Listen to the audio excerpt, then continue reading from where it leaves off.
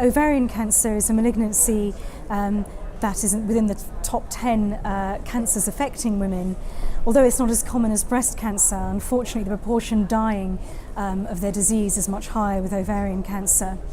So the standard of care for women with newly diagnosed advanced ovarian cancer is surgery with platinum-based chemotherapy, and also in many countries bevacizumab is part of standard of care.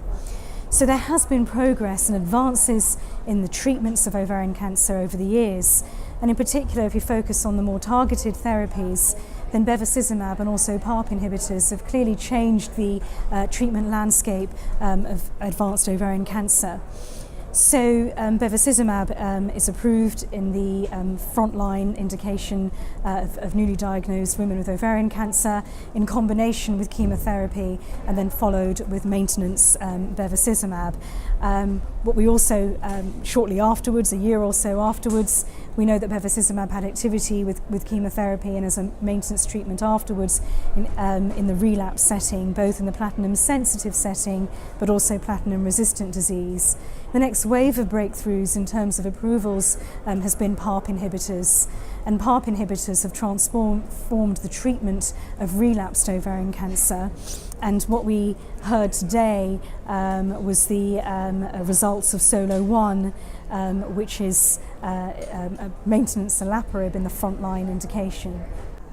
And how do you see you mentioned the new wave of PARP inhibitors. How does that really translate to a benefit for women who are going through the disease now? So as it currently stands, there's the EMA approval for 3 PARP inhibitors. That's olaparib, niraparib and rucaparib. Olaparib and niraparib are approved as a maintenance therapy in women that have platinum-sensitive relapse, that have responded to further platinum and then given these drugs as a maintenance treatment. There's also EMA approval for rucaparib, which is as a treatment for women with BRCA-mutated ovarian cancer in the platinum-sensitive setting. So overall, taking this together in terms of magnitude of benefit, in the maintenance setting, the improvement is in the order of 75%, so with a hazard ratio of basically between 0.25 and 0.3, so significant improvement. In terms of time, what does that mean for an individual patient? So if we take olaparib, for example, in the SOLO-2 study, the median progression-free survival in the placebo arm was around 5.5 months, and the women that received olaparib tablets, and that's the BRCA-mutated population, it was over 19 months. This is really life-changing, practice-changing information.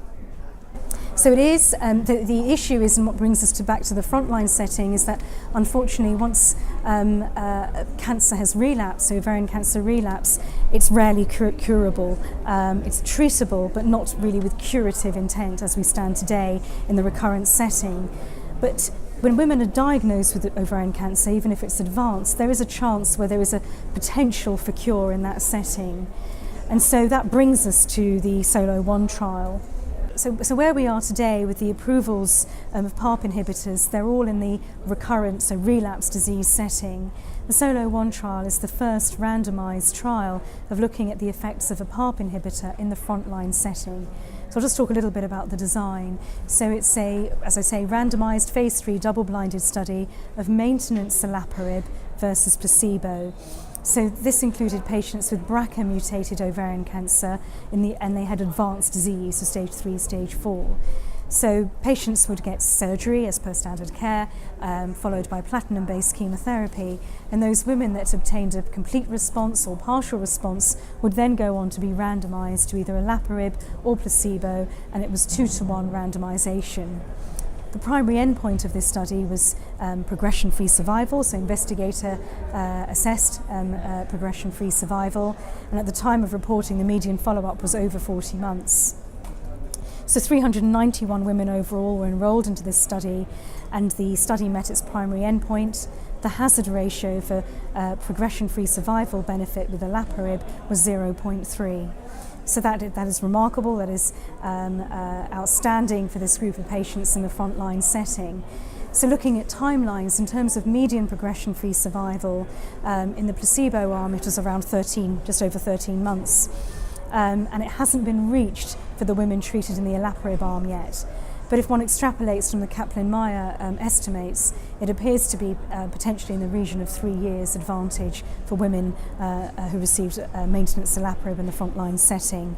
So I very much believe that this is going to lead to a fundamental shift in the way we treat women with newly diagnosed advanced ovarian cancer, and it highlights the importance and urgent need to ensure that women have access to BRCA mutation testing. Yes, the presenter, Dr. Moore, did seem pleasantly surprised that the 2-year benefit in the trial worked out as significantly as it did.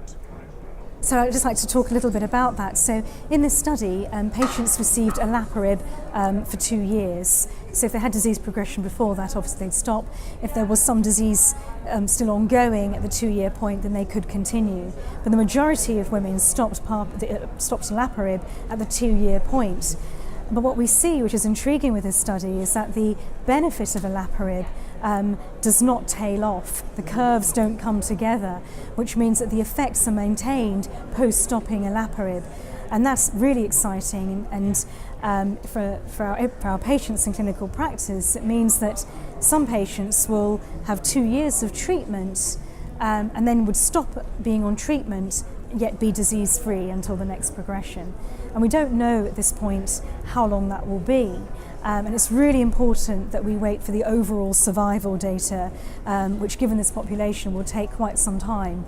But we really need to know whether there is an overall survival advantage and therefore are we potentially curing more women with BRCA mutated ovarian cancer. And we also need to balance the toxicities that women may be subjected to with maintenance PARP inhibitors.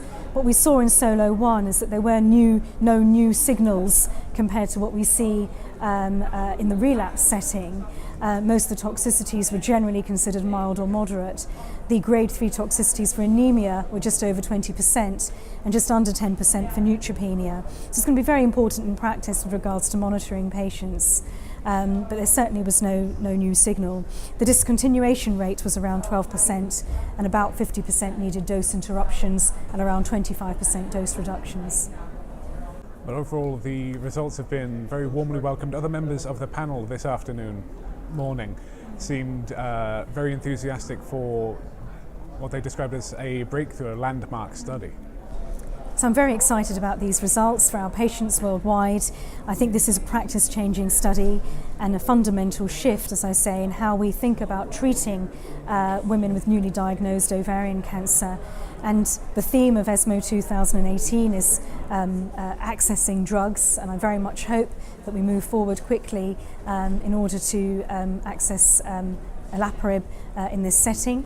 And it's important to also think about the trials that are going to report in the next couple of years. Some of the key questions are whether there's activity in women that don't harbour a BRCA mutation. The PRIMA-1 study of maintenance niraparib will help address that. And also PAOLO-1, which is looking at olaparib in combination with bevacizumab in this setting as well.